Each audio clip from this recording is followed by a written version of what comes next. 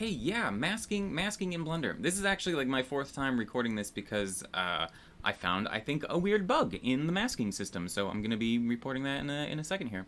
So we're gonna add a new workspace. It's actually gonna be motion tracking because if you can combine motion tracking with your masking, your life is easier.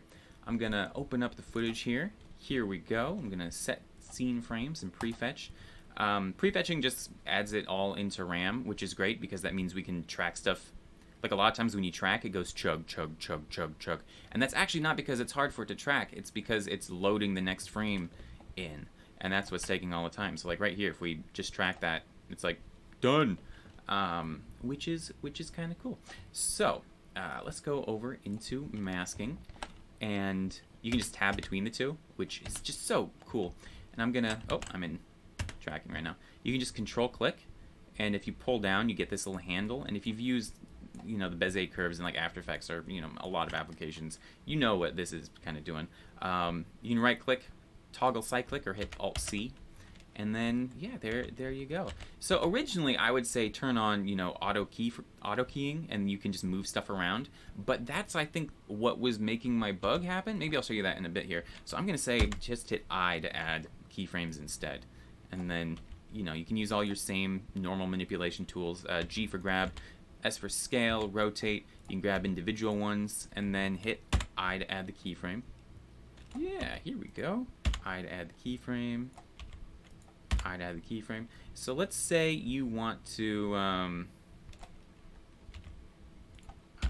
have a negative mask.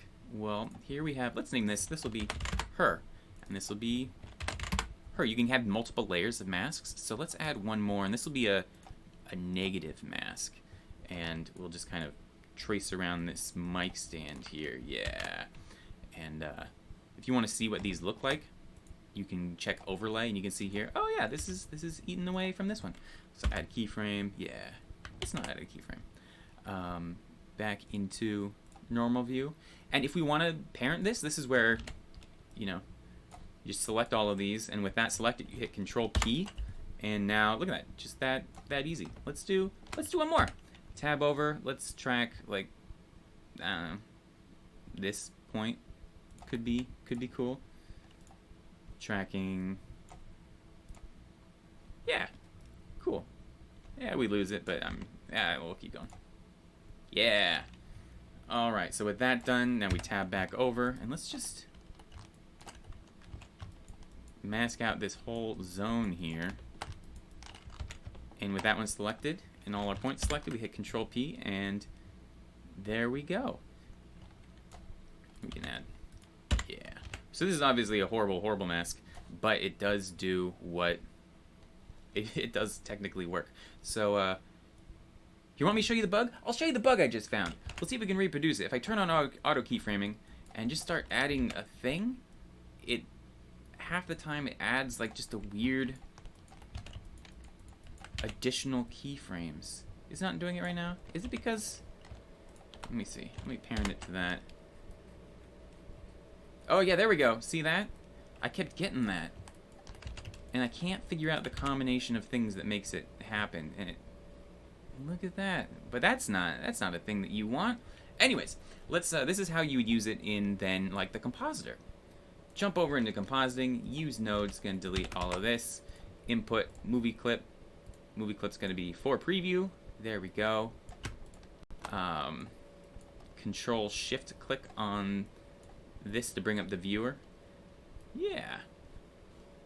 Okay, and let's say we're doing, this is basically what my next tutorial is, so I'm just like in the zone right now, but slap keying in the middle here, and Control Shift click on here to be able to see what the keyer's doing. Right now it's trying to key white, but let's click on like a dark area. This is super compressed because I was trying to do stuff quick. Slide it to black, but okay. So that's actually pretty good. Input mask, of course, and plug it into garbage mat. Select this one, and it should do a thing. But it didn't. Dun dun dun dun dun dun. On the day I was bored. Oh, okay, there we go. It did. It finally did it. It just had to refresh. But it's opposite because they expect you to mat out what you don't want instead. So all we have to do for that is invert it, and then we have our mask. And you might go, but look at this horrible fringe. And again, this is like a really, really low res MP4, which you should not be doing keying on. But if we added what is it? Converter, alpha convert on here, and do straight to pre-multiplied. Look at that. This is what makes that people think the Blender keyer isn't good because they don't know that you have to do this, but it's actually really, really great. Let's maybe eat away 2 pixels. Should probably just do 1 pixel. Yeah, and so this will give you a really good result, and you can export this and drop this straight into your scene. And yeah, that's basically the workflow.